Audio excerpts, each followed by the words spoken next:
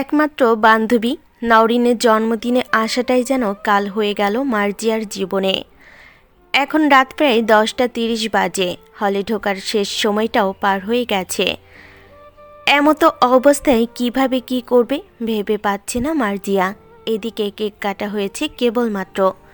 নওরিনের জন্য বান্ধবীরা গান গাওয়ার প্রস্তুতি নিচ্ছে। মার্জিয়া আরেকবার হাতঘড়িতে সময় দেখে নিল। 10টা 42 বাজে। মার্জিয়া উঠে দাঁড়ালো। চলে যাওয়ার জন্য পা বাড়াতেই নওরিনের মা আশা বেগম জিজ্ঞেস করলেন, কোথায় যাচ্ছ মার্জিয়া? আমি চলে যাচ্ছি আন্টি। আশা বেগমের মুখ কালো হয়ে গেল। তিনি বলেন, এখনই চলে যাবে? সবে তো মজা শুরু হলো। না আন্টি, যেতে হবে আমায়। আচ্ছা দাঁড়াও, তুমি তো খাওনি কিছু, এসো খেয়ে এরপর যেও। আশা বেগমের জোড়াজুড়িতে খেতে বসল মার্জিয়া। একটু খেতেই ভীষণ ঘুম পেল তার। একটা সময় ঘুমের কাছে হার মেনে টেবিলের ওপর মাথা রেখে ঘুমিয়ে পড়ল মার্জিয়া। আশা বেগম এই সময়ের অপেক্ষাতেই ছিলেন যেন। তিনি এগিয়ে এসে মার্জিয়াকে হালকা ডাক দিলেন। এরপর কোনো রকমে উঠিয়ে নিয়ে গেলেন একদম কর্নারের রুমটাতে। এই রুমটা অন্যান্য রুমের তুলনায় বেশ পরিপাটি করে রাখা, ফুল দিয়ে সাজানো এবং ধিমি আলো জ্বলছে। আশা বেগম মার্জিয়াকে বেডে শুইয়ে দিয়ে ফোনটা বের করলেন। এরপর ফোন করলেন বাসার দারোয়ানকে। এর মিনিট 20 মাথায় রুমের দরজায় নক পড়ল। আশা বেগম একগাল হেসে দরজা খুললেন। 6 ফিট 2 ইঞ্চি লম্বা এক পুরুষ দাঁড়িয়ে আছে। পরনে তার কালো শার্ট ও ব্লু জিন্স। এক হাতে বিয়ারের বোতল ও অন্য হাতে আইফোন 17 ধরে রাখা। আশা বেগম দ্রুত তাকে রুমের ভেতরে ঢোকালেন। বিছানায় জ্ঞানহীন মার্জিয়ার দিকে ইশারা করে বললেন, তুমি মহিম? উত্তরের পুরুষটি নিজের কার্ড এগিয়ে দিল। আশা বেগম কার্ডে চোখ বুলিয়ে নিয়ে বললেন, টাকাটা? হাফ পেমেন্ট আগে থেকে করা ছিল, বাকিটা আপনার অ্যাকাউন্টে ট্রান্সফার হয়ে যাবে কিছুক্ষণের মধ্যে। আশা বেগম মানলেন না। মুখ বেজার করে বললেন, যেমন মেয়ে চেয়েছো তেমনই দিয়েছি, একদম ইনটেক।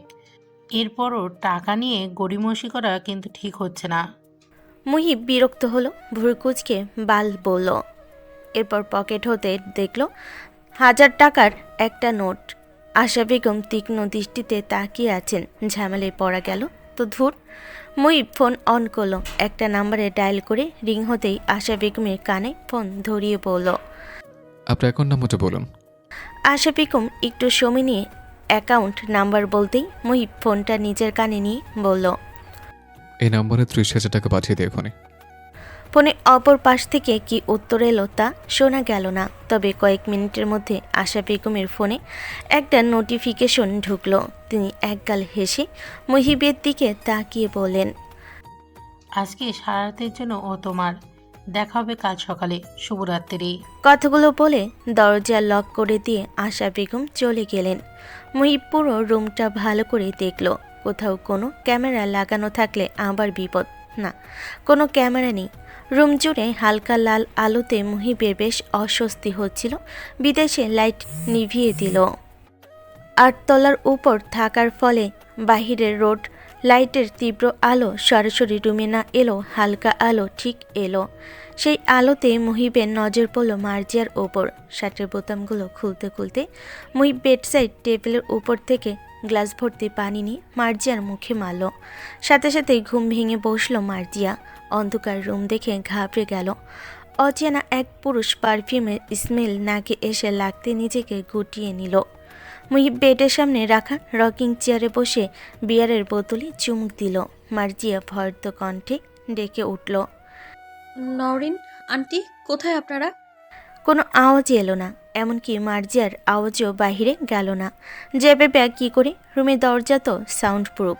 এছাড়াও বাহিরে গান বাজছে ফুল ভলিউমে। মার্জিয়ার ভয়ে এবার কান্না পাচ্ছে। মুহিব নেশাক্ত দৃষ্টিতে পর্যবেক্ষণ করছে মার্জিয়াকে। মেয়েটার ভীষণ অস্বস্তি হচ্ছে। মার্জিয়া ধীরে ধীরে উঠে দাঁড়ালো। মুহিব নিজের পা বাড়িয়ে দিল। অন্যমনস্ক থাকায় মার্জিয়া হোঁচট খেলো, গিয়ে পড়ল মুহিবের বুকের ওপর। দ্রুত সরে যেতে চাইলে মুহিব ধরে রাখল। মার্জিয়া বলল, ছাড়ুন আমায়, কে আপনি, কি চান? মুহিব বিয়ারের বোতলে শেষ চুমুক দিয়ে বলল, আজকে রাতে তুমি আমার সুইটহার্ট। মার্জিয়া মুহিবকে ধাক্কা দেওয়ার বৃথা চেষ্টা করলো, ফলে মুহিব মার্জিয়ার গাউনের চেন খুলে দিল। মার্জিয়া স্তব্ধ হয়ে গেল, পিঠে হাত দিয়ে উঠে দাঁড়ালো। মুহিব ধীরে পায়ে এগিয়ে আসতে লাগলো মার্জিয়ার দিকে। মার্জিয়া সরতে সরতে দেওয়ালের সাথে লেগে গেল। মুহিব সিগারেট ধরিয়ে সিগারেটের ধোঁয়া মার্জিয়ার মুখের ওপর ছাড়লো। মার্জিয়া কাশতে শুরু করলো, ফলে মার্জিয়ার হাত নিজের মুখে চলে এলো।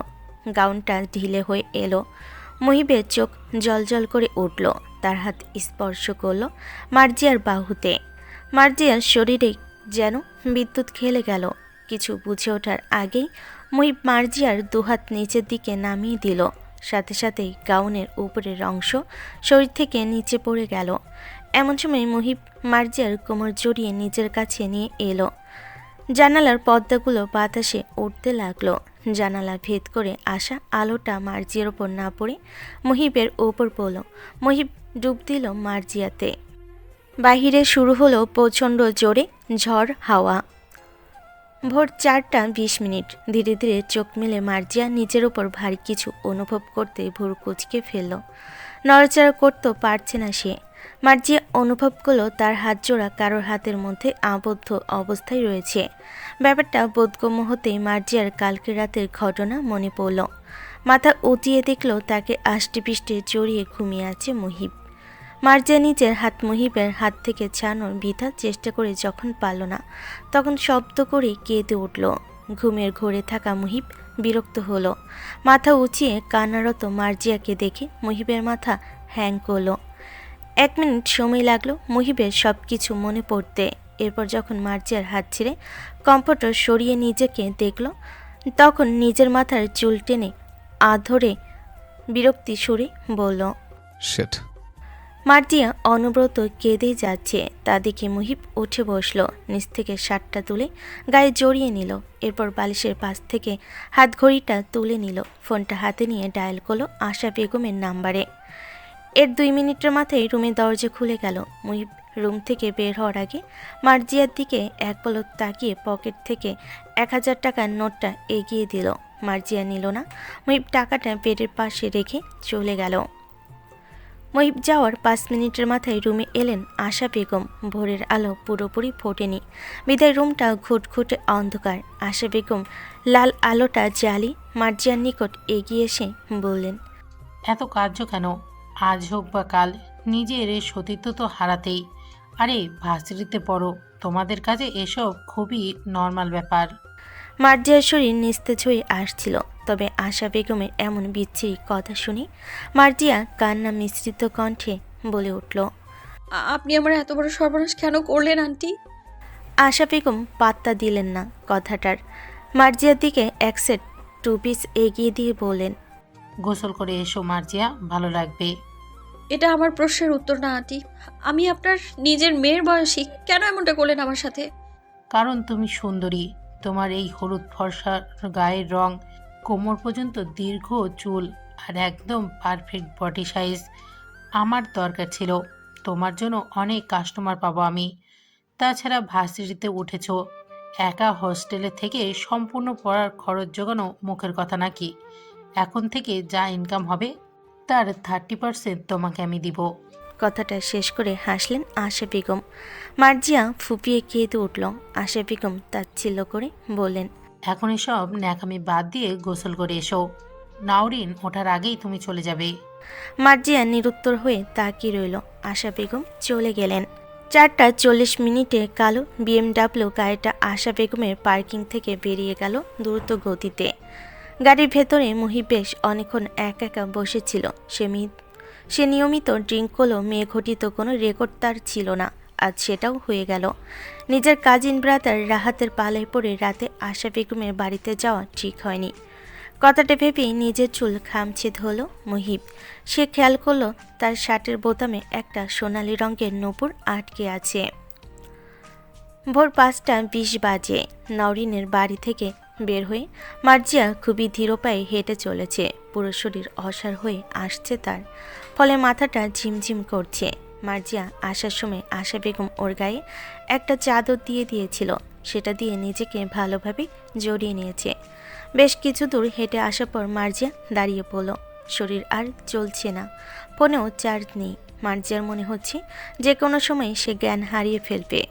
পুরো ব্যস্ত শহর যেন নিস্তব্ধ হয়ে আছে, এতে ভয় করছে মার্জিয়ার।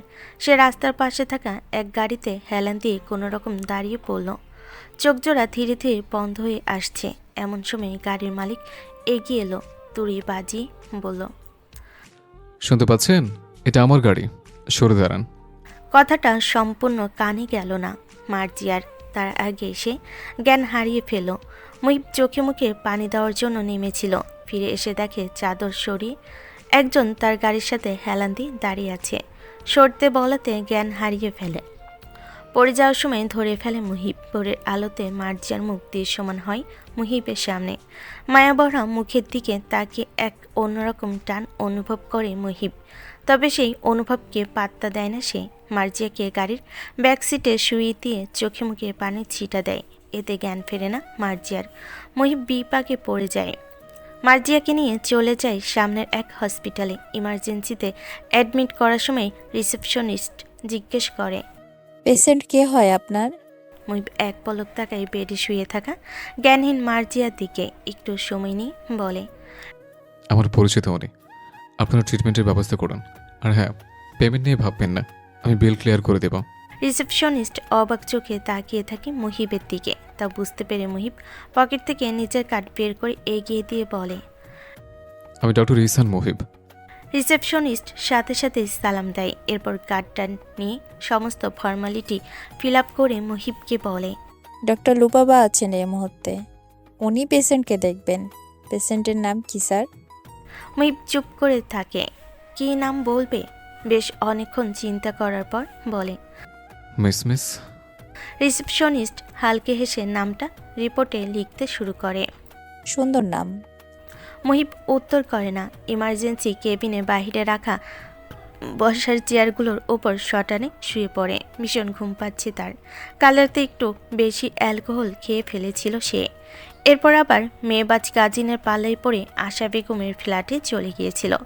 সব মিলিয়ে একটা অদ্ভুত রাত কেটেছে কাল। কথাটা ভাবতে ভাবতে চোখ লেগে এলো মুহিবের। প্রায় 1.5 ঘন্টা আরামে ঘুমালো। এর মাঝে ডিউটিরত কয়েকজন ডক্টর যাওয়া আসা করার সময় মুহিবকে এভাবে ঘুমাতে দেখে রিসেপশনে জিজ্ঞেস করে। উনি কে? ওভাবে ঘুমাচ্ছে কেন? উত্তরে রিসেপশনিস্ট জানায়, উনি ডক্টর ইহসান মুহিব, বিখ্যাত গাইনোকোলজিস্ট আফরা রহমানের ছেলে। আফরা ম্যামের ছেলে। উনি ওভাবে ঘুমাচ্ছে কেন? আজ ভোরেই উনি একজন পেশেন্টকে নিয়ে এসেছেন। ডক্টর লুবাবা দেখছেন পেশেন্টকে। সম্ভবত ওনার গার্লফ্রেন্ড হবে মেয়েটা। গার্লফ্রেন্ড কথাটা শুনে উপস্থিত কয়েকজন ইমার্জেন্সি কেবিনে উকি দিয়ে মার্জিয়াকে দেখার চেষ্টা করলো। এরপর দাঁড়িয়ে থেকে আরও কিছুক্ষণ কথাবার্তা বলে যে যার কাজে চলে গেল। সকাল 7টায় মুহিবের ফোনে কল এলো রাহাতের। বিরক্ত হয়ে উঠে বসলো মুহিব। কল রিসিভ করে কানে দিতেই রাহাত জিজ্ঞেস করলো, তুই কোথায় মুহিব?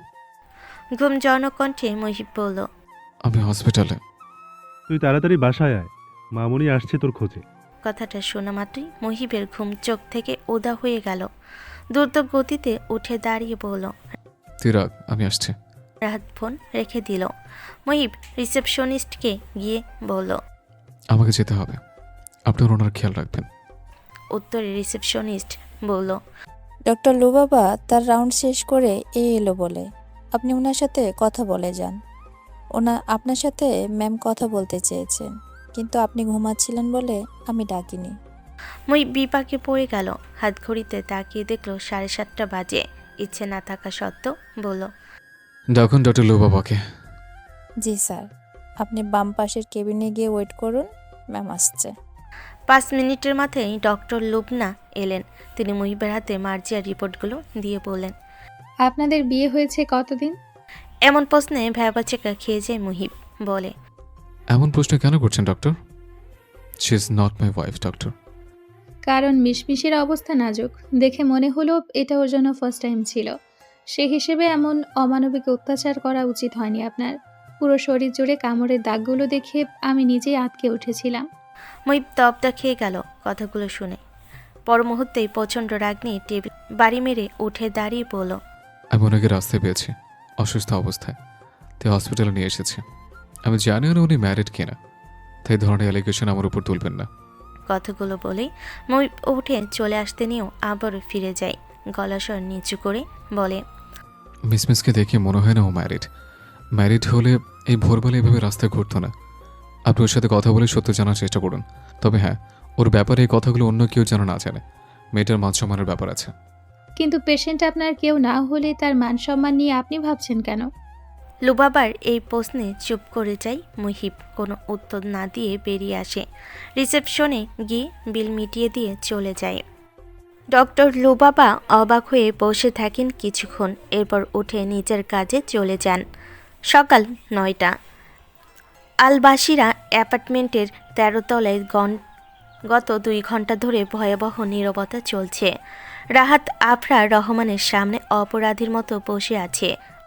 মাঝে আবারও কয়েকবার ফোন করেছিল মুহিবকে, তবে মুহিব কল রিসিভ করেনি। তা দেখে আফরা রহমান জারি মেরেছেন রাহাতকে।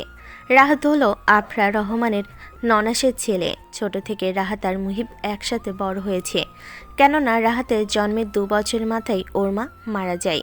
এরপর রাহাতের বাবা অন্যত্র বিয়ে করেন, ফলে রাহাত তার মামার কাছেই মানুষ হয়। তবে রাহাত আর মুহিব ভাই কম, বন্ধু বেশি। মুহিব শান্ত স্বভাবের হলেও ভীষণ বদমেজাজি। তাই যখন মুহিব ডক্টর পাশ করার পর উচ্চ শিক্ষার জন্য লন্ডনে যায়, তখন থেকে মুহিবের সাথে ছায়ার মতো থাকে রাহাত। লন্ডন থেকে ফিরে দেশের নামকরা এক হসপিটালে জব করে মুহিব। রাহাতের সাথে মিলে হসপিটালের কাছে এক অ্যাপার্টমেন্টে থাকে দুজন। আফরার রহমান এবং তার হাজবেন্ড শিয়াব রহমান থাকেন চট্টগ্রামে। মাঝে মাঝে ছেলের সাথে দেখা করতে আসেন। গতকাল একটা জরুরি কাজে ঢাকায় এসেছেন আফরার রহমান। ঠিক করেছেন ফেরার পথে ছেলের সাথে দেখা করে যাবেন। সেই ভাবনা মতো আজ সকাল 7টায় যখন আলবাড়ির সাথে আসেন, দেখেন রাহাত সোফায় বসে ঘুমাচ্ছে। পুরো বাসাটা এলোমেলো। তারপর মুহিব বাসায় নেই। আফরার রহমানের রাগ আসমান ছুঁয়ে ফেলে। রাহাত কয়েকবার মামিকে বোঝানোর চেষ্টা করে মুহিব হসপিটালে আছে, তবে এ কথায় বিশ্বাস হয় না আফরা রহমানের। ঘণ্টা খানেকের মাঝে মুহিব বাসায় ফেরে। আফরা রহমান ছেলেকে দেখে জিজ্ঞেস করেন, কোথায় ছিলে? হসপিটালে মা, কাল আমার নাইট ডিউটি ছিল। আফরা রহমান ছেলেকে ভালো করে পর্যবেক্ষণ করেন। জামাকাপড় ঠিকঠাক আছে, চোখে মুখে হালকা ক্লান্তির ছাপ। মনে হয় না ছেলে মিথ্যা বলছেন, তাই রাগটা ঝেড়ে ফেলেন। রাহাতের কান মলে দিয়ে বলেন, এইটারে আমি আমার সাথে চট্টগ্রাম নিয়ে যাব। এখানে থেকে থেকে বধ হয়ে গেছে। ফোন দিলে কখনো ঠিক মতো ধরে না। আবার সকালে এসে দেখি সোফায় ঘুমাচ্ছে। দরজা খুলেছে 20 মিনিট পর। রাহাত চোখের ইশারা করে মুহিবকে। মুহিব ঠোঁট চেপে হেসে বলে, মা, তুমি ওকে নিয়ে যাবে ভালো কথা, কিন্তু আমি একা থাকবো কি করে? কেন রাহাত ভাই কি আপনার বউ লাগে যে হ্যারে ছাড়া থাকতে পারবেন না বড় ভাই? হঠাৎ এমন কথাই সবাই তাকিয়ে দেখে কাজের মহিলা জয়িনা এসেছে। রাহাত ছ্যাদ করে ওঠে জয়িনাকে দেখে বলে, এই জন্য না, মুখ সামনে কথা বলো। আমাকে কি তোমার গে মনে হয়? ওইটা কি রাহাত ভাই? রাহাত দাঁত কটমট করে তাকিয়ে থাকে। মুহিব হেসে বলে, ওইটা কিছু না জরুরি না খালা, তুমি কাজে যাও। জয়িনা রান্নাঘরে চলে গেল। আফরা রহমান মুহিবকে বলেন, এই শুক্রবার তোমার বাবার একমাত্র বন্ধুর মেয়ে পরশি আসবে। তোমরা ওকে রিসিভ করবে এবং একসাথে চট্টগ্রাম নিয়ে যাবে ওকে। ওকে মা। প্রতি উত্তরে আফরা বেগম হেসে চলে যান রুমে। রাহাত মুহিবকে জিজ্ঞেস করে, কেমন কাটলো কালকের রাত? মুহিব অগ্নি দৃষ্টিতে তাকালো, বলল, শালা তোর জন্য আমি ফেসে গেছি। কাল রাতে যা হওয়ার তা তো হয়েছে, তার উপর ভোরে বাসায় ফেরার পথে এক নতুন ঝামেলা হয়ে গেছে। কি হয়েছে? মুহিব ভোরের ঘটনাটা খুলে বলে রাহাতকে। সব শুনে রাহাত বলল, বলিস কি ভাই? ওয়েট, মনে হয় কোনো কলগার্ল ছিল। উত্তরে মুহিব রাহাতের নাক বরাবর এক ঘুষি দিয়ে রুমে চলে যায়। রাহাত নাক ডলতে ডলতে বলে, আমাকে মারলো কেন? আজব। দুপুর 12টা। হসপিটাল থেকে বের হয়ে রিকশায় উঠল মার্জিয়া। শরীরটা আগের তুলনায় যথেষ্ট ভালো লাগছে, তবে কালকের ঘটনার ফলে মার্জিয়ার মন মস্তিষ্ক ফাঁকা ফাঁকা লাগছে। পুরো রাস্তা ফুপিয়ে কাঁদতে কাঁদতে মার্জিয়া এলো হলের সামনে দাঁড়িয়ে। ভাড়া মিটিয়ে ভেতরে ঢুকতেই হল সুপার এসে জিজ্ঞেস করলো, কাল কোথায় ছিলে সারা রাত? শুকনো ঢোক গিল মার্জিয়া। নিচু স্বরে বলল, নরিনের জন্মদিনের অনুষ্ঠানে গিয়েছিলাম। রাত হয়ে যাওয়ায় আর ফিরিনি, একবারে এখন এলাম। হল সুপার নীলার কথাটা বিশ্বাস হলো কিনা জানা নেই, তবে সে মার্জিয়ার কোনো প্রশ্ন করলো না। মার্জিয়া রুমে এসে দরজা লাগিয়ে দিল। তার বাকি 2 রুমমেট নেই এই সময়ে, একজন ক্লাসে গিয়েছে ও আরেকজন গ্রামের বাড়ি। মার্জিয়া রুমে এসে জামাটা খুলে শাওয়ার নিতে চলে গেল। পানি পড়তে শরীরের বিভিন্ন অংশে জ্বালা পোড়া শুরু হলো। চোখ মুখ খিচে তা সহ্য করলো মার্জিয়া। একটানা 1 ঘন্টার শাওয়ার নিয়ে বের হলো মেয়েটা। টলমলো পায়ে বিছানার উপর বসতে চোখের সামনে ভেসে উঠল রাতে বিষাক্ত দৃশ্যগুলো। হাঁটুতে মুখ গুজে কাঁদতে লাগলো মার্জিয়া। এমন সময় ওর ফোনে কল এলো নওরিনের। প্রথম কয়েকবার রিং হতেই কেটে যাওয়ার পর দ্বিতীয়বারের সময় কলটা রিসিভ করে মার্জিয়া। অপর পাশ থেকে নওরিন বলল, ফোন ধরছিস না কেন? আর ক্লাসে আসিসনি কেন আজ? উত্তরে নিজেকে স্বাভাবিক করার চেষ্টা করি মার্জিয়া বলল, শরীরটা ভালো নেই রে। ও শোন, মা তোকে রেখেছে আজ বিকেলে। তুই একাই আসবি নাকি আমি তোর হলের সামনে আসবো? মার্জিয়া কেঁপে উঠল আশা বেগমের কথা শুনতেই। আমতা আমতা করে বলল, আমার শরীর ভালো না রে, আমি আজকে যেতে পারবো না। ও বেশি শরীর খারাপ লাগছে নাকি? আমি ওষুধ নিয়ে আসবো? না, তুই বাসায় চলে যা, আমি ঘুমোবো। আচ্ছা। নওরিন ফোন কেটে দিল। মার্জিয়া ফোনটা রেখে কাঁদতে লাগলো। এমন সময় ওর হোয়াটসঅ্যাপে একটা নোটিফিকেশন এলো। হোয়াটসঅ্যাপ খুলে মার্জিয়া দেখলো ওর কিছু অর্ধনগ্ন ছবি পাঠানো হয়েছে। মার্জিয়ার হাত থেকে ফোনটা পড়ে গেল। বিকাল 3টা বাজে। কম্বল মুড়ি দিয়ে শুয়ে আছে মার্জিয়া, চোখ মুখ ফুলে গেছে কাঁদতে কাঁদতে। তখন হোয়াটসঅ্যাপে আসা ছবিগুলো পাঠিয়েছিল আশা বেগম, যা পরবর্তীতে কল দিয়ে তিনি মার্জিয়াকে বলেছেন। আজ রাতে মার্জিয়াকে তিনি ডেকেছেন নিজের ফ্ল্যাটে। মার্জিয়া যাবে না বলেছে। তা শুনে আশা বেগম হুমকি দিয়েছেন, যদি আজ মার্জিয়া না যায় তবে এই ছবিগুলো তিনি নেটে ছেড়ে দিবেন। এ কথা শোনার পর মার্জিয়া কল কেটে অফ করে রেখেছে। একে তো শরীর খারাপ, তারপর আশা বেগমের এমন মানসিক অত্যাচার সহ্য হচ্ছে না মার্জিয়ার। কান্না করতে করতে একসময় মার্জিয়ার চোখ লেগে আসে। সে সময় মার্জিয়ার ফোন কল করে তার বাবা তাজু ইসলাম। মার্জিয়া ঘুমো ঘুমো চোখে ফোন রিসিভ করে সালাম দেয়।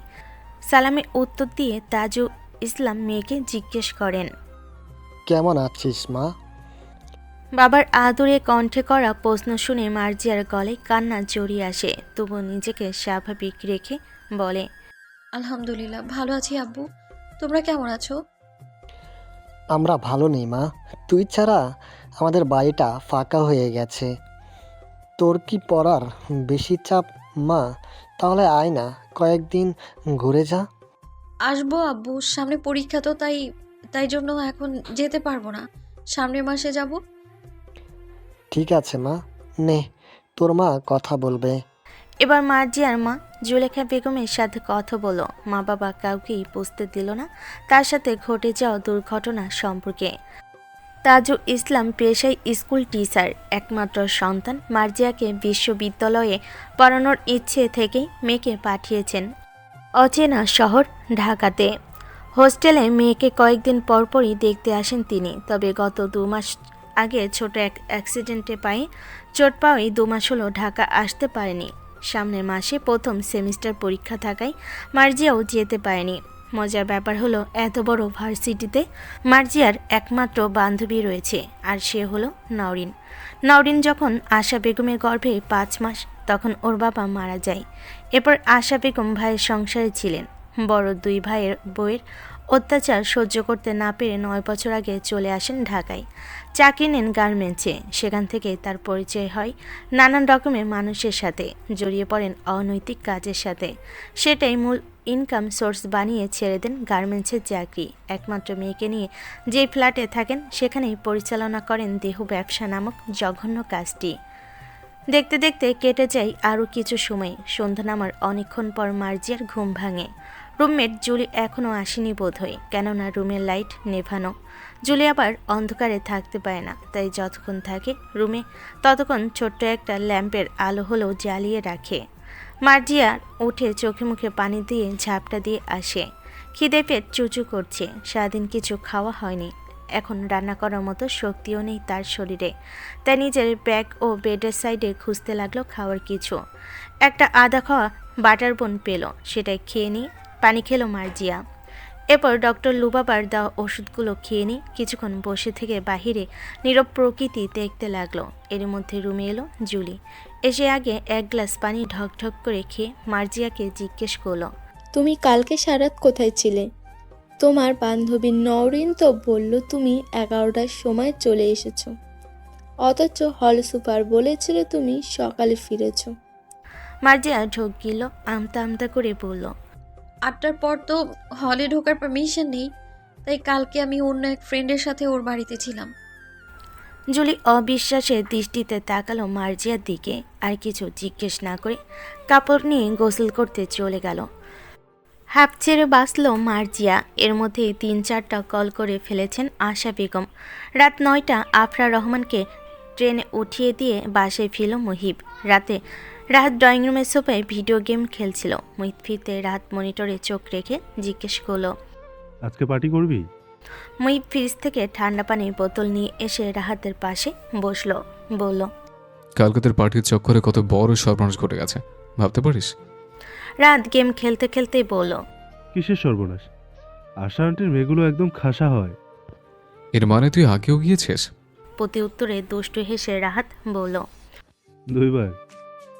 শালা নষ্ট কোথাকার। মুহিব পানি খেতে লাগলো। রাহাত গেম শেষ করে মুহিবের দিকে ঘুরে বলে বলল, তোর জন্য আন্টিকে বলে একদম ইনটেক মেয়ে আনিয়েছিলাম। মেয়েটা কেমন ছিল রে? মুহিবের বোতলের মুখ লাগাচ্ছিল। রাহাতের প্রশ্নে হাত থেমে গেল। চোখ বন্ধ করে মুহিব মেয়েটার মুখ মনে করার চেষ্টা করলো, তবে স্পষ্ট কিছুই মনে পড়ল না। তাই সে বলল, আমার মুখ মনে নেই। ইভেন মেয়েটার সাথে আমি ফোর্স করেছি নাকি স্বেচ্ছায় আমার কাছে এসছে এটুকু মনে নেই। অতিরিক্ত ড্রাঙ্ক ছিলাম কাল। রাত মুখ কালো করে বলল, তুই শালা আসলেই নিরামিষ। আন্টির ভাষ্য মতে মেয়েটা যথেষ্ট সুন্দরী ছিল। আমি তো ভেবেছিলাম তোর থেকে ছবি নেব, অথচ তুই চেহারাই মনে করতে পারছিস না। ধুর। মুহিব পাত্তা দিল না রাহাতের কথাই। রাত একটু চুপ থেকে বলল, আবার যাবি? মুহিব অগ্নি দৃষ্টিতে তাকালো। রাহাত বলল, কালকের মেয়েটাকেই দিতে বলবো। তুই দেখে নিবি কেমন আগুন সুন্দরীর কাছে তুই ভার্জিনিটি হারালি। কথাটা বলে রাহাত চোখ টিপ দিল। মুহিব রাহাতের পিঠে সজোরে একটা কিল দিয়ে বলল, তোর এসব ফালতু কথা আরেকবার বললে বাসা থেকে বের করে দিব। আর তাছাড়া যারা এমন কাজ করে ওসব মেয়েদের সাথে দ্বিতীয়বার দেখা করার শখ আবার নেই। প্রতি উত্তরে রাহাত পিঠ ডলতে ডলতে বলল, তাহলে নতুন আরেকটা আনাই? শর্ত বা? তোর ইচ্ছে থাকলে তুই যা, আমি ঘুমাবো। মুহিব উঠে চলে গেল রুমে। রাত শয়তানি হাসি দিল। ফোন করলো আশা বেগমকে।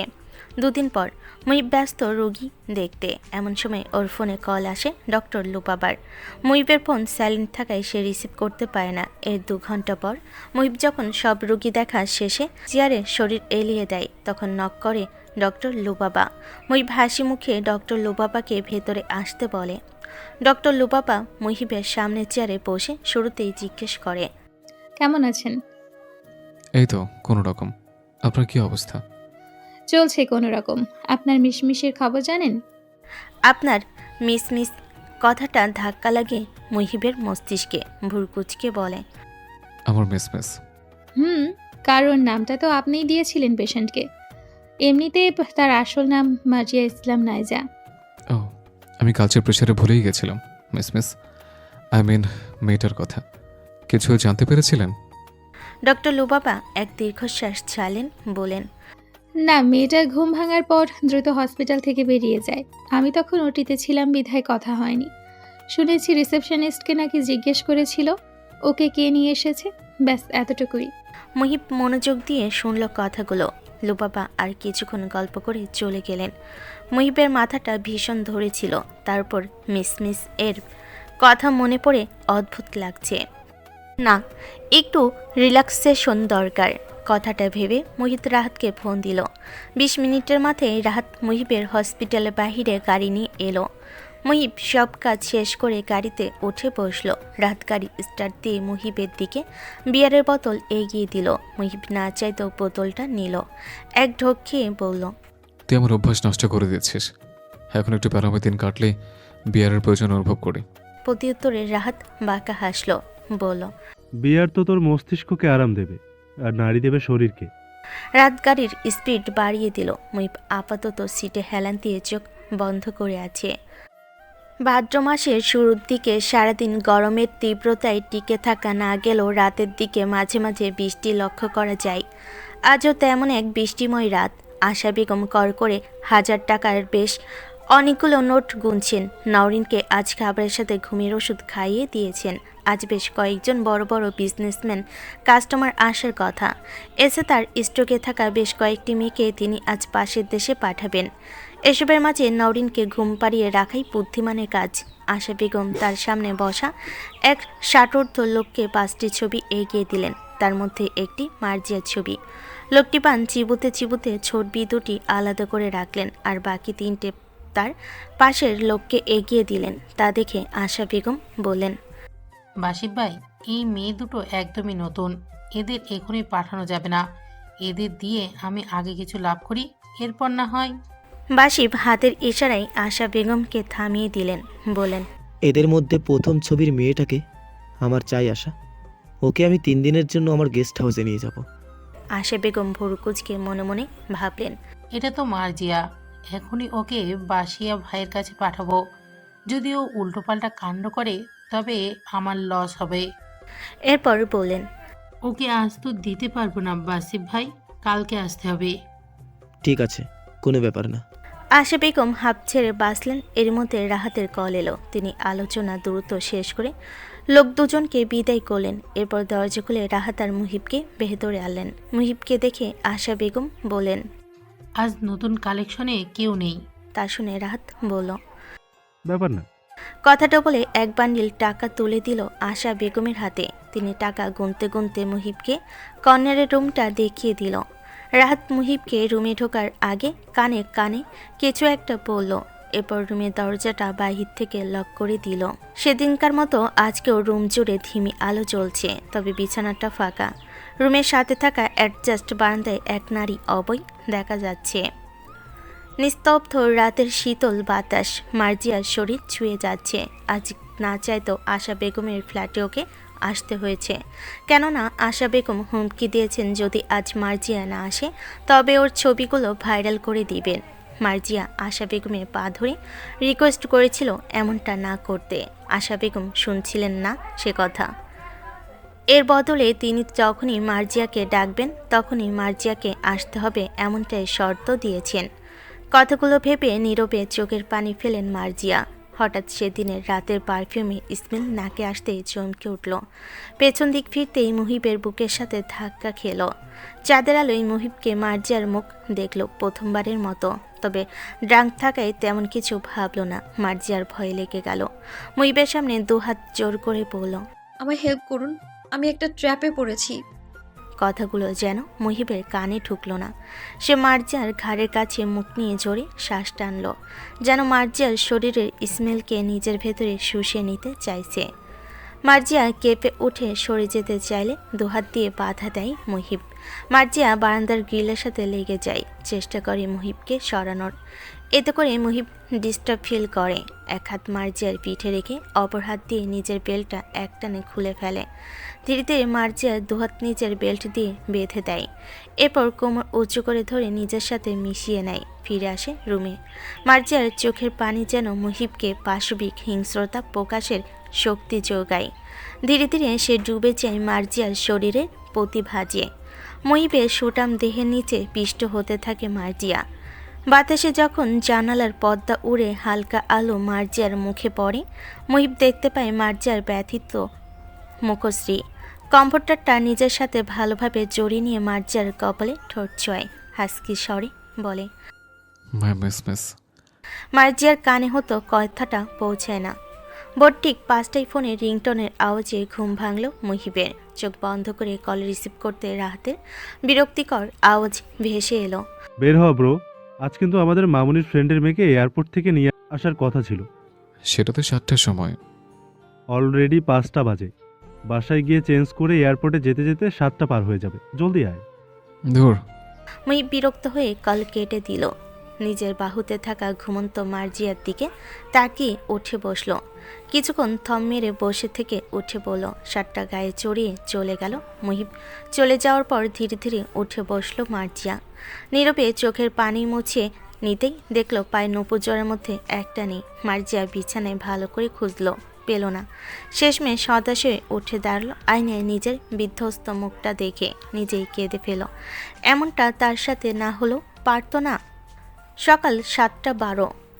জয়না কাজে এসে আজ মুহিবের রুমের দরজায় নক করলো। মুহিব হ্যান্ড ওয়াশটা পড়তে পড়তে দরজা খুলে জিজ্ঞেস করলো, কিছু বলবে খালা? জি ভাইজান। মুহিব জিজ্ঞাসূচক দৃষ্টিতে তাকলো। জয়না একটা নূপুর মুহিবের সামনে ধরে বলল, এটা আপনার জামা কাপড় ধুইতে গিয়া পাইছি। এটা কার? মুহিব ভুরু কুচকে নূপুরটা হাতে নিল। এই নূপুর কার হতে পারে ভেবে সে বলল, হয়তো রাতের গার্লফ্রেন্ড এটা, আমি ওকে দিয়ে দিব। তুমি কাজে যাও খালা। জয়না নিজ কাজে চলে গেল। তখনই রাহাত এলো। মুহিবের হাতে নূপুরটা দেখে জিজ্ঞেস করলো, পড়শির জন্য কিনেছিস নাকি? ফালতু কথা বলবি না, এটা আমি কিনে নি। নিশ্চয় তোর কোনো গার্লফ্রেন্ডের এটা। রাত নূপুরটা হাতে নিল, ভালো করে দেখে বলল, আমার জানা মতে আমার কোনো গফসই নুপুর পড়ে না। তারপরও একটা ছবি তুলে নিচ্ছি, জিগাবো ওদের। মুহিব অদ্ভুত এক লুক দিল কথাটা শুনে। রাত মেকি হাসার চেষ্টা করলো। এরপর দুজনে মিলে বেরিয়ে পড়লো এয়ারপোর্টের উদ্দেশ্যে। এয়ারপোর্টে পৌঁছে ওরা দেখতে পায় পড়শি নিজের লাগেজগুলো নিয়ে দাঁড়িয়ে আছে। মুহিব আর রাহাতকে দেখে এগিয়ে আসে, বলে, না আসলেও পারতি তোরা, কি আর হতো, এক মাসে এয়ারপোর্টে কাটিয়ে আবারও ফিরে যেতাম। প্রতি উত্তরে রাহাত হেসে বলে, তোর মতো সাদা হাতিকে বেশিক্ষণ এখানে জায়গা দিত না রে। পড়শি রেগে গেল। রাত খ্যাক করে হাসতে লাগলো। তা দেখে পড়শি মুহিবকে বলল, তুই কিছু বলবি না ওরে? মুহিব ভাবলেশীনভাবে জবাবে বলল, আমি কি বলবো, তোদের মধ্যকার ব্যাপার। পড়শির মুখটা মলিন হয়ে গেল। ওরা তিনজন একসাথে আলবাসিরা অ্যাপার্টমেন্টে ফিরল। পড়শি এসে ফ্রেশ হতে রুমে গেল। রাত ড্রয়িং রুমে সোফায় বসে পানি খেতে লাগলো। মুহিব এসে বসলো রাহাতের পাশে, বলল, আমি ওর মুখে দেখেছি কাল রাহাত। কার? প্রশ্ন করে রাহাত মুহিবের দিকে তাকাতেই দেখলো মুহিব অগ্নি দৃষ্টিতে ওর দিকে তাকিয়ে আছে। তা দেখে রাহাত বলল, তুই কি ওই রাতের মেয়েটার কথা বলছিস? মুহিব উপর নিচ মাথা দোলালো। রাহাত বেশ ইন্টারেস্ট নিয়ে বলল, কালকেও ওই ছিল? মুহিব আবারও মাথা দোলালো। রাহাত ভুরু কুচকে বলল, তুই কি কিছু ফিল করছিস মেয়েটার জন্য? মুহিবের মেজাজ খারাপ হলো। রাহাত হেসে বলল, আরে ভাই, মজা করছিলাম। কি হয়েছে বলতো? তোকে কালকে বলেছিলাম না, বাসায় ফেরার পথে একটা মেয়েকে হসপিটালে নিয়ে গিয়েছিলাম, এই মেয়েটাই ছিল। এবার রাহাত অবাক হলো, বলল, বলিস কি, ওর সাথে তোর এতবার দেখা হয়েছে? হুম।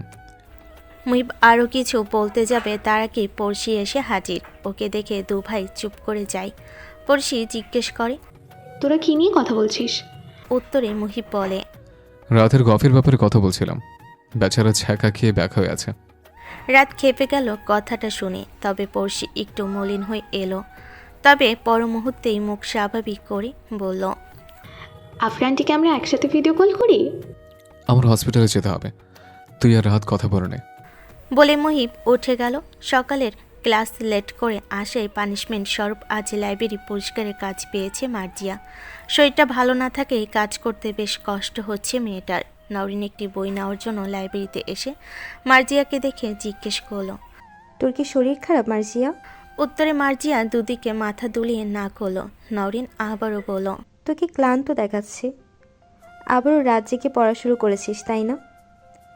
মার্জিয়া উত্তর করলো না। পুরো লাইব্রেরি ফ্লোর ঝাড়ু দেওয়া শেষ করে হাঁপাতে লাগলো। নওরিন মার্জিয়ার দিকে পানি এগিয়ে দিয়ে বলল, তুই স্যারকে বল তোর শরীর খারাপ। না, তাহলে হাজারটা প্রশ্ন করবে, আবার সকালের ঘটনা তুলেও কথা শোনাবে। আমি এত কথা শুনতে পারবো না। নওরিনের মায়া হলো। ও মার্জিয়ার হাতে কাজ করে দিতে লাগলো। এখন পুরো এক সেলফের বই তাকে গুছিয়ে রাখা বাকি, যা দেখে মার্জিয়ার মাথা ঘুরতে শুরু করেছে। নওরিন বইগুলো এগিয়ে দিচ্ছে, মার্জিয়া গুছিয়ে রাখছে। এভাবে নিচের তাক গুছিয়ে রাখার পর ওরা দেখলো উপরের তাকগুলোর জন্য চেয়ারের উপর উঠে দাঁড়াতে হবে। নওরিন বলল, তুই এবার নিচে দাঁড়া, উপরের তাকগুলো আমি গুছিয়ে দিচ্ছি। মার্জিয়া রাজি হলো না। ও নিচের চেয়ারের উপর দাঁড়ালো। এরপর বইগুলো রাখতে আরম্ভ করলো।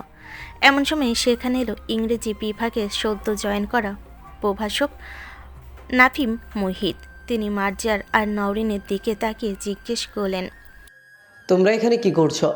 উত্তরে নওরিন জানালো মার্জিয়ার পানিশমেন্টের কথাটা। নাফিম মার্জিয়ার ক্লান্ত মুখের দিকে তাকিয়ে বলল, তোমরা চলে যাও, আমি কথা বলে নিব রবিন স্যারের সাথে। নওরিন খুশি হলো কথাটা শুনে, তবে মার্জিয়া খুশি হতে পারল না। মূলত তার দিন দুনিয়া এখন ঘুরছে, কোনো রকম হোস্টেলে ফিরে একটু ঘুমাতে হবে। কথাটা ভাবতে ভাবতে নিজের ব্যাগ নিয়ে নওরিনের সাথে লাইব্রেরি থেকে বের হয়ে গেল মার্জিয়া। মার্জিয়ার যাওয়ার দিকে কিছুক্ষণ তাকিয়ে রইল নাফিম, এরপর নিজেই বাকি বইগুলো গুছিয়ে রাখতে আরম্ভ করলো। দিনের আলো ধীরে ধীরে ঝাপসা হতে শুরু করেছে।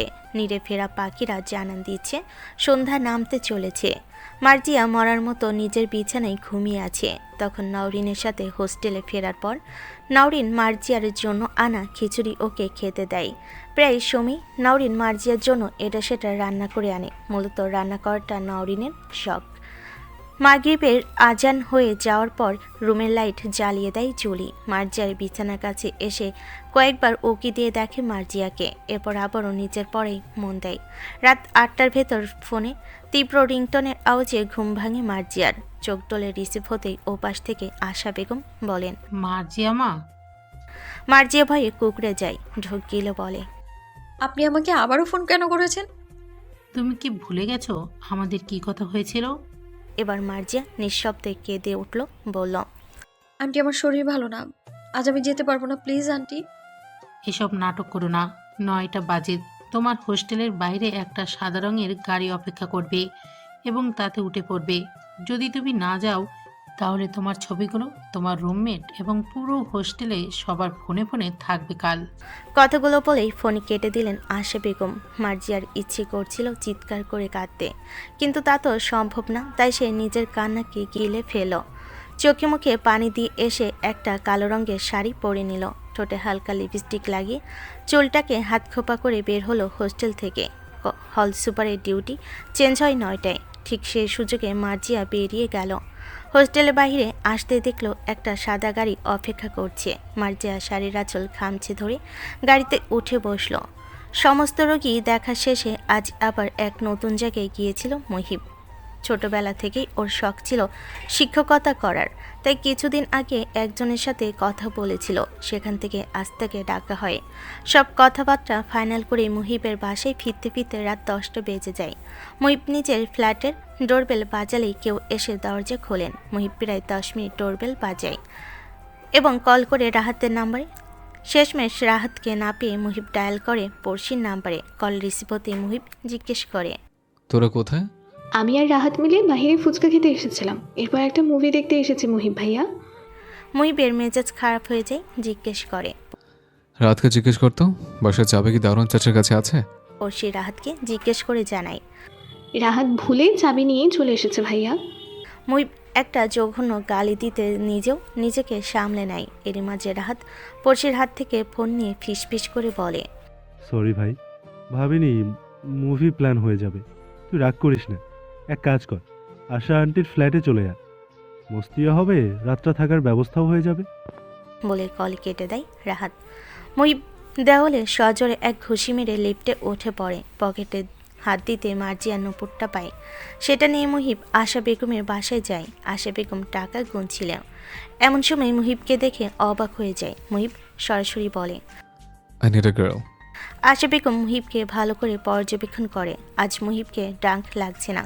তিনি কিছু বলার আগে মুহিব টাকা রাখেন ওনার সামনে। টাকাগুলো হাতে নিয়ে আশা বেগম মুহিবকে রুমে নিয়ে যায়। এরপর বলে, আগে থেকে বুক না করলে আমি সার্ভিস দেই না, তুমি স্পেশাল দেখে দিলাম। উত্তরে মুহিব তীক্ষ্ণ নজরে তাকিয়ে থাকে। আশা বেগম চলে যান। মুহিব দরজা লক করে বিছানায় তাকাতে দেখতে পায় আজ মার্জিয়া নয়, অন্য একটি মেয়ে সেজেগুজে বসে আছে। মুহিব ভুরুকুচকে বলে, Who are you? মেয়েটা উত্তর করে না। উঠে এসে মুহিবের শার্টের বোতামগুলো খুলতে শুরু করে। মুহিব ধাক্কা দিয়ে সরিয়ে দেয় মেয়েটাকে। এরপর দরজা খুলে বের হয়ে আশা বেগমকে বলেন, ওকে, আগের মেয়েটা কোথায়? ও তো আজ নেই, অন্য জায়গায় গেছে। আগে থেকে বুক না দিলে কি এমন জিনিস পাওয়া যায়? মুহিবের মেজাজ খারাপ হয়ে যায়। আশা বেগমের সামনে থাকা ফল কাটার ছুরিটা ওনার গলার সামনে ধরে মুহিব জিজ্ঞেস করে, কোথায় আছো? কই পাঠিয়েছিস? আশা বেগম ভয় পেয়ে যান, বলেন, বাসিফ ভাইয়ের গেস্ট হাউসে পাঠিয়েছি। আজ ওকে পাওয়া যাবে না, কালকে এসো ওর জন্য। মুহিব সজোরে টেবিলের উপরে হাত বাড়ি দেয়।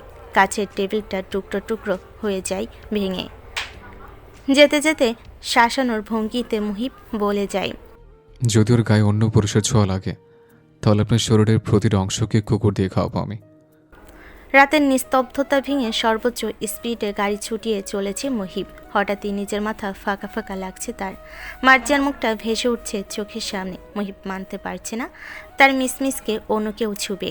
এদিকে বাসিফের গেস্ট হাউসে পুরান ঢাকার শেষ প্রান্তে। মুহিবের যেতেও সময় লাগছে। হাত ঘড়িতে সময় দেখে নিল সে। 11:30 বাজে। কে জানে কখন গিয়েছে মেয়েটা। মুহিবের চোখ মুখ ক্রমশ লাল হয়ে আসছে। প্রায় 1 ঘন্টা ড্রাইভ করার পর বাসিফের গেস্ট হাউসের সামনে সে গাড়ি থামলো। মুহিব দ্রুত পায়ে গাড়ি থেকে বের হতেই বাসিফের গেস্ট হাউসের দারুণ মুহিবকে জিজ্ঞেস করলো, কে তুমি?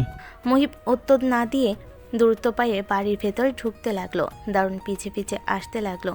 পুরো বাড়িটা অন্ধকার হলো। একটা রুমের লাইট জ্বলছিল। মুহিব সেই রুমের সামনে গিয়ে সজোরে দরজায় ধাক্কা দিল। লক করে না থাকে দরজা খুলে গেল। রুমের ভেতরে দৃশ্য দেখে মুহিবের পায়ে রক্ত মাথায় উঠে গেল। বিছানার এক কোণে জড়সড় হয়ে বসে আছে মার্জিয়া। বাসিফ নিজের পাঞ্জাবির সমস্ত বোতাম খুলে মার্জিয়ার সাথে জোরাজুরি করার চেষ্টা করছে। মার্জিয়ার শাড়ি ব্লাউজের হাতের অংশ অনেকটাই ছিঁড়ে গেল। কাচের চুড়ি ভেঙে হাতে ঢুকে গেছে। চোখের কাজল আর ঠোঁটে লিপস্টিক লেপটে গেছে। মুহিবকে দেখে বাসিফ মার্জিয়ার থেকে সরে এলো। কিছু বলার আগে মুহিব বাসিফের নাক বরাবর ঘুষি মারল। পরপর মারতেই থাকলো। দারুণ কিছুতেই মুহিবকে ছাড়তে পারল না। মার্জিয়া ভয়ে কুঁকড়ে গেল। একসময় বাসিফের নাক ফেটে গলগল করে রক্ত পড়তে লাগলো। মুহিব তাও থামল না, বলল, তোর সাহস হয় কি করে ওকে ছোঁয়ার? তোর এই হাত আমি কেটে ফেলবো। বলেই ডানে বামে কিছু খুঁজতে লাগলো মুহিব। কাছের একটা গ্লাস পেয়ে সেটা ভেঙে ঢুকিয়ে দিল বাসিফের হাতে। বাসিফ চিৎকার করে উঠল।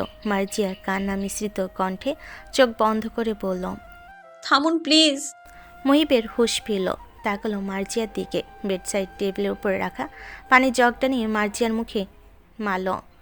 বলল, কেন এসছিস সেখানে? কার জন্য এত সেজেছিস? এই বাস্টার্ডের জন্য? মার্জিয়া কান্নার ফলে কথা বলতে পারল না। মুহিব মার্জিয়ার হাত ধরে টেনে বাহিরে এলো। পকেট থেকে রুমাল বের করে মার্জিয়ার মুখ মুছিয়ে দিল। মার্জিয়া এখনও কেঁদেই চলেছে। মুহিব এবার জোরে ধমক দিল। মার্জিয়া একদম চুপ হয়ে গেল। কিছুক্ষণ নীরবতা চলল। এরপর মুহিব শান্ত কণ্ঠে বলল, গাড়িতে ওঠা। মার্জিয়া উঠল না। গাড়ির দরজা খুলে মুহিব চোখ পাকিয়ে তাকাতেই মার্জিয়া উঠে বসল। এরপর মুহিব নিজেই ড্রাইভিং সিটে বসলো। মার্জিয়া যে অনেক কষ্টে কান্না আটকে রেখেছে তা ভালো করে বুঝতে পারছিল মুহিব, তবে কিছু বলতে পারছিল না। ফলে এক হাতে ড্রাইভ করতে করতে অন্য হাত দিয়ে বুকে ডলছিল। মার্জিয়া তা খেয়াল করে বলল, আপনার কি বুকে ব্যথা করছে? মুহিব সজোরে গাড়ি ব্রেক করলো। মার্জিয়ার দিকে ঝুঁকে হিসি বলল, তুমি কেন গেলে ওই লোকটার সাথে মিসমিস? মার্জিয়া কি উত্তর দেবে ভেবে পেল না। মুহিব আবারও বলল, তোমাকে নিজে চাই গিয়েছ? মার্জিয়া দুদিকে মাথা নাড়িয়ে না করলো। মুহিব যেন স্বস্তি পেল। মার্জিয়াকে নিজের বুকের সাথে জড়িয়ে নিল। কেঁপে উঠল মেয়েটা, তবে নিজেকে ছাড়ানোর চেষ্টা করলো না। 2 মিনিট পর মুহিব মার্জিয়াকে ছেড়ে নিজের সিটে বসলো। বড় বড় শ্বাস ফেলে গাড়ি টান দিল। মার্জিয়া সিটে হেলান দিয়ে চোখ বন্ধ করলো। চোখ জ্বলছে তার। অতিরিক্ত কান্নার ফলে ব্যথাও করছে চোখে ভীষণ।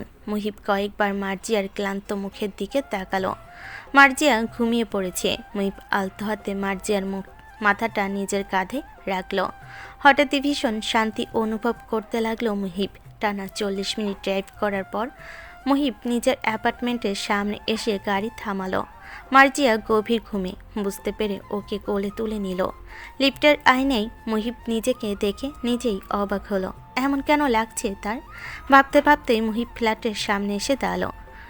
পিছে পিছে অ্যাপার্টমেন্টের ম্যানেজার ছেলেটাও এসেছে। সে ডুপ্লিকেট চাবি দিয়ে দরজা লক খুলে দিল। মুহিব ওকে ধন্যবাদ জানিয়ে ফ্ল্যাটের ভেতরে এলো। নিজের রুমে গিয়ে মার্জিয়াকে বেডের উপর শুয়ে দিল। মার্জিয়া একটু নড়ে চড়ে উঠল। মুহিব নিজের হার্টবিট মিস করলো সেই সময়।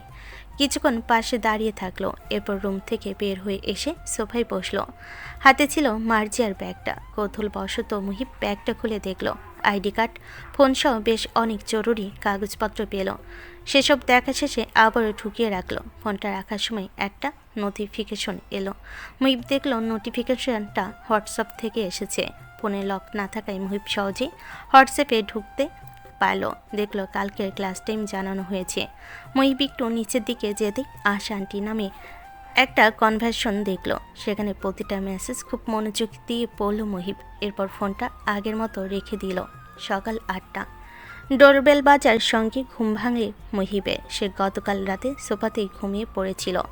আর মোড়া ভেঙে উঠে দরজা খুলতে রাহাত তার পড়শিকে দেখল। মুহিব ভুরুকুচকে জিজ্ঞেস করলো, কোথায় ছিলে তোমরা কালকে? উত্তরে রাহাত বলল, কালকে মুভি দেখার পর আমরা পড়শির এক কলেজ ফ্রেন্ডের বাসায় গিয়েছিলাম, ওখান থেকে এখন ফিরছি। মুহিব হয়তো বিশ্বাস করল না কথাটা, তবে আর কোনো প্রশ্ন না করে চলে গেল। রাত এসেই সোফাইকা এলিয়ে দিল, পড়শি রুমে চলে গেল। 10-20 মিনিট সোফায় বসে ভ্যাটকানোর পর রাহাত মুহিবের রুমের সামনে গিয়ে দেখল দরজা ভেজানো। মুহিব তো কখনো দরজা লক রাখে না। রাত শটানে দরজা খুলে দিল। মার্জিয়া সবেমাত্র চোখে মুখে পানি দিয়ে এসে বসেছিল। এমন সময় রাহাতকে দেখে চমকে গেল। রাত নিজেই হাঁ করে তাকিয়ে রইল নীল রঙের টি শার্টের সাথে সাদা প্লাজো। কোমর পর্যন্ত চুলগুলো সামনে এনে রাখার ফলে ওনার অভাববোধ হচ্ছে না, তবে সামনে চুলগুলো ভেজা, এমনকি মার্জিয়ার মুখটাও ভেজা। চোখের কাপা কাপা পাপড়িগুলো জানান দিচ্ছে সে রাতকে দেখে ভয় পাচ্ছে। রাত নিজের বিস্ময়কে পাশে রেখে মার্জিয়াকে জিজ্ঞেস করলো, আপনি কে? মার্জিয়া আমতা করে বলল, আমি মার্জি। নিজের পুরো কথা শেষ করার আগেই পড়শির চিৎকার শোনা গেল। রাহাত এবং মার্জিয়া দুজনেই ছুটে ড্রয়িং রুমে এলো। এই ফ্ল্যাটটাতে মোট 3টে রুম, ডাইনিং ড্রয়িং একসাথে এবং মাঝখানে হওয়ায় পড়শির চিৎকার মুহিবের কানেও পৌঁছালো। রাত এসেই জিজ্ঞেস করলো, তুমি এমনভাবে চিল্লাচ্ছ কেন? কি হয়েছে? পড়শি তার লাগেজটা দেখিয়ে বলল, আমার লাগেজে কে হাত দিয়েছে? আমার একটা ব্র্যান্ডেড টি শার্ট খুঁজে পাচ্ছি না, বাসায় কি চোর এসে? হঠাৎ পড়শির নজর পড়ল মার্জিয়ার দিকে। মার্জিয়ার সামনে গিয়ে পড়শি বলল, ওকে। রাত উত্তর দিতে পারল না। পড়শি আবারও বলল, আমার টি শার্ট কেন পরেছো তুমি? ওয়েট, তোমাকে তো আগে দেখিনি, চুরি করতে এসেছ? মার্জিয়ার মাথায় চোর কথাটা ধাক্কা খেলো। বলল, আমি চোর নই আপু, আমি। মার্জিয়াকে তার কথা শেষ করতে দিল না। তার আগে মার্জিয়ার গালে সজোরে থাপ্পড় বসালো পড়শি। রাত পরেই ব্ল্যাক হয়ে গেল পরিস্থিতি দেখে। এমন সময় টাওয়াল দিয়ে মাথা মুছতে মুছতে মুহিব এলো। বিরক্তির সুরে বলল, কি হয়েছে? তোমরা এমন ঝগড়া কেন করছো? এটা কি কোনো মাছের বাজার? কথাটা জিজ্ঞেস করে রাহাতের দিকে তাকালো মুহিব। রাহাত মুখ কালো করে পড়শির দিকে ইশারা করলো। পড়শি রেগে ফুলে আছে। মুহিব দেখলো মার্জিয়ার গালে হাত দিয়ে অপরাধীর মতো দাঁড়িয়ে আছে। মুহিব ভুর কুচকে বলল, কি হচ্ছে মিস? রাহাত জিজ্ঞেস করলো, মিসকে? মুহিব উত্তর দিল না। মার্জিয়া চল নয়নে তাকালো মুহিবের দিকে। মুহিবের মাথা ব্ল্যাঙ্ক হয়ে গেল। টাওয়ালটা ছুঁড়ে ফেলে মার্জিয়া দুবাহু ধরে জিজ্ঞেস করলো, কাঁদছো কেন মিস?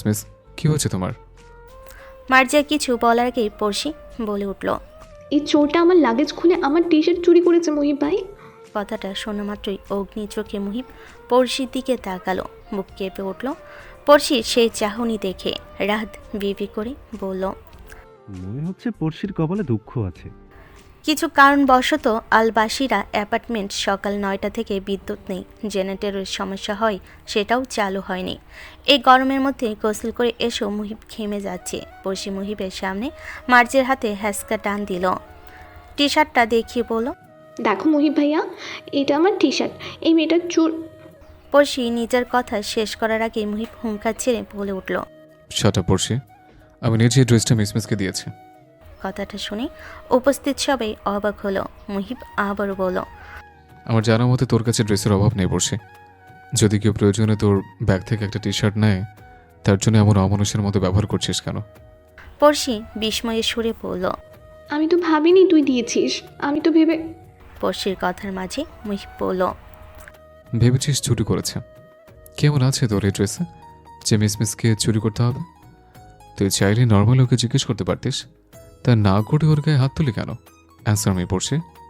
মহিবের ধমকে পড়শি চুপ করে গেল। চোখের কোণে পানি চলে এলো মার্জিয়ার দিকে। চোখ রাঙিয়ে তাকে হনহন করে নিজের রুমে চলে গেল। পড়শির পিছনে রাহাতও গেল। মহিব এক দীর্ঘশ্বাস ফেলে মার্জিয়ার দিকে তাকালো। গালটা লাল হয়ে আছে মেয়েটার, আঙ্গুলের ছাপ পড়ে গেছে। মহিবের মাথা নষ্ট হয়ে গেছে তা দেখে মহিব মার্জিয়াকে নিয়ে ওর রুমে গেল। বিছানার উপর মার্জিয়াকে বসালো। এরপর 1 মিনিটের জন্য রুমের বাহিরে গেল। ফিরে আসার সময় কয়েক টুকরো বরফ নিয়ে এলো। মার্জিয়া ফুপিয়ে কাঁদছিল। মহিব এসে মার্জিয়ার সামনে হাঁটু গেড়ে বসলো। গালে বরফের স্পর্শ লাগতে মার্জিয়া কেঁপে উঠল। মহিব অপরাধীর কণ্ঠে বলল, বেশি ব্যথা করছে তাই না মিস? আপনি কেন আমাকে এই আপুর ড্রেস দিয়েছেন? মার্জিয়া জবাব দিল না, বলল। মহিব হয়তো আশা করেছিল মার্জিয়া এমন কিছুই জিজ্ঞেস করবে, তা সে বিনা সময় নিয়ে বলল, কালকে বাসায় আসতে আসতে তুমি ঘুমিয়ে পড়েছিলে। আমার ইচ্ছে করেনি রাখতে, কিন্তু তোমার এই পোশাক দেখে আমার বারবার চোখে ভাসছিল গেস্ট হাউসের ঘটনাটা, তাই বাধ্য হয়ে আমি তোমার ড্রেস চেঞ্জ করিয়েছি। মার্জিয়া চোখ তুলে তাকালো মহিবের দিকে। মহিব অতি যত্ন সহকারে তার গালে বরফ লাগাচ্ছে। মুখ দেখে মনে হচ্ছে মহিবেরই আঘাত লেগেছে। মার্জিয়া এক দীর্ঘশ্বাস ছেড়ে মহিবকে সরিয়ে দিল, বলল, আপনাকে ধন্যবাদ আমায় বাঁচানোর জন্য। আমি এখন চলে যাব। কোথায় যাবে? কোথায় থাকো তুমি? আমি হোস্টেলে থাকি। আমার বাসা হিসামপুর। এখন তোমার যাওয়ার দরকার নেই কোথাও। মানে? মহিব একটু চুপ থেকে বলল, হোস্টেলে আমি তোমাকে বিকেলে দিয়ে আসবো। তার দরকার নেই। কথাটা বলে মার্জিয়া উঠতে নিলে মহিব বাধা দিল, বলল, মন খারাপ তোমার ভীষণ। এই অবস্থা হোস্টেলে বা ক্লাসে গেলে তোমার একা একা আরও খারাপ লাগবে মিস। মার্জিয়া উত্তর দিল না। মন খারাপ থাকলে তার কথা বলতে ভালো লাগে না। মহিব অনেকক্ষণ চেষ্টা করলো মার্জিয়াকে স্বাভাবিক করার, কিন্তু কিছুতেই যখন কিছু হলো না, মার্জিয়া বারবার চলে যেতে চাইছিল। তা দেখে মহিব উঠে গেল। কাউচে পাশে রাখা গিটারটা হাতে নিয়ে এসে মার্জিয়ার সামনে বসলো টুল নিয়ে। মার্জিয়া জিজ্ঞাসাসূচক দৃষ্টিতে তাকাতেই মহিব গিটারে সুর তুলল। মার্জিয়ার চোখের দিকে তাকিয়ে গেয়ে উঠল, महफिल में तेरी हम ना रहे जो गम तो नहीं है, गम तो नहीं है किससे हमारी नजदीकियों के, कम तो नहीं है, कम तो नहीं है। इतनी दफा सुबह को मेरी तेरे आंगन में बैठे मैंने शाम किया। चन्ना मेरे या चन्ना मेरे या चन्ना मेरे या बेलिया पिया। चन्ना मेरे या चन्ना मेरे या चन्ना मेरे या बेलिया। গানের লাইনগুলো মহিব একদম মার্জিয়ার চোখে চোখ রেখে গাইল। তাতে মার্জিয়ার মনে হলো সে এতক্ষণ যে ভয় পাচ্ছিল, মন খারাপ করছিল, একা ফিল করছিল, তার জবাব দিল মহিব। এদিকে মহিবের গান শুনে রুমে এলো রাহাত। মহিবের দিকে তাকিয়ে বলল, তুই কতদিন পর গান গাইলি ভাই, আর একটু গান না প্লিজ, আমার ভীষণ পছন্দের গান এটা। মহিব স্পষ্ট স্বরে না বলল, যা শুনে রাহাতের মুখ কালো হয়ে গেল। ও আবারও জিজ্ঞেস করলো, ওকে ব্রো। ও মিস আমার পরিচিত। রাহাত পিঞ্চ করে বলল, শুধু পরিচিত নাকি স্পেশাল পরিচিত? প্রতি উত্তরে রাহাতের দিকে অগ্নি চোখে তাকালো মুহিব। রাহাতও আর কথা বাড়ালো না। মার্জিয়া ওদের থেকে বিদায় নিয়ে একাই ভার্সিটিতে চলে গেল। মুহিব বহুবার বলল ও দিয়ে আসবে, তা শুনল না মার্জিয়া। পরিশেষে এক দীর্ঘশ্বাস ফেলে মার্জিয়ার যাওয়ার দিকে তাকিয়ে রইল মুহিব। আজ ভার্সিটির প্রথম ক্লাসটা মিস করে মার্জিয়াকে। সব ক্লাস শেষে ক্যান্টিনে বসে নোট লিখতে হচ্ছে। ওর পাশে নওরিন বসে আছে। মার্জিয়া লেখার ফাঁকে ফাঁকে নওরিনকে কয়েকবার দেখল। মেয়েটা বড্ড সরল। ও জানে না ওর মা কতটা জঘন্য মানুষ। নওরিন যখন জানবে নিজের মায়ের ব্যাপারে, তখন কি হবে? কথাটা ভাবতে ভাবতে এক ভাবনায় রাজ্যে হারিয়ে গেল মার্জিয়া। এদিকে নাফিম ঠান্ডা পানির বোতল নিয়ে ক্যান্টিনে এসে মার্জিয়া আর নওরিনকে দেখে দাঁড়িয়ে পড়ে। নাফিম বেশ কিছুক্ষণ দাঁড়িয়ে থেকে ওদের পর্যবেক্ষণ করে, এরপর এগিয়ে গিয়ে বলে, কি খবর তোমাদের? নওরিন এবং মার্জিয়া দুজনে সালাম দেয় নাফিমকে। নাফিম সালামের উত্তর দিয়ে বলে, তোমরা ক্লাসে নোট করো না? উত্তরে নওরিন বলে, করি তো স্যার, আসলে আজকে মার্জিয়া প্রথম ক্লাস মিস করেছে, তাই জন্য নোটটা নিতে পারিনি। ও আবারও নীরবতা নেমে এলো ক্যান্টিন জুড়ে। নাফিম পানির বোতলে চুমুক দিয়ে মার্জিয়াকে জিজ্ঞেস করলো, তোমার বাবা কি করেন নাইজা? মার্জিয়া চমকে উঠল। নাইজা নামে তাকে এখানে কেউ ডাকে না। ব্যাপারটা বুঝতে পেরে নাফিম বলল, আসলে মার্জিয়া নামটা আমার বড় আপার, তাই আমি তোমাকে নাইজা বলে ডাকলাম। কোনো অসুবিধা আছে কি? প্রত্যুত্তরে মার্জিয়া দুদিকে মাথা নাড়িয়ে না করলো। এরপর বলল, আমার বাবা একজন স্কুল শিক্ষক, আমরা হিসামপুরে থাকি। নাফিম বেশ আগ্রহ নিয়ে শুনল, বলল, হেশামপুর আমার মামা বাড়ি। নাম কি তোমার বাবার? তাজু ইসলাম। আরে এনাকে আমি চিনি সম্ভবত, আমি নিজেও পড়েছি স্যারের কাছে। মাশাআল্লাহ, খুবই ভালো স্যার ছিলেন আমাদের সময়।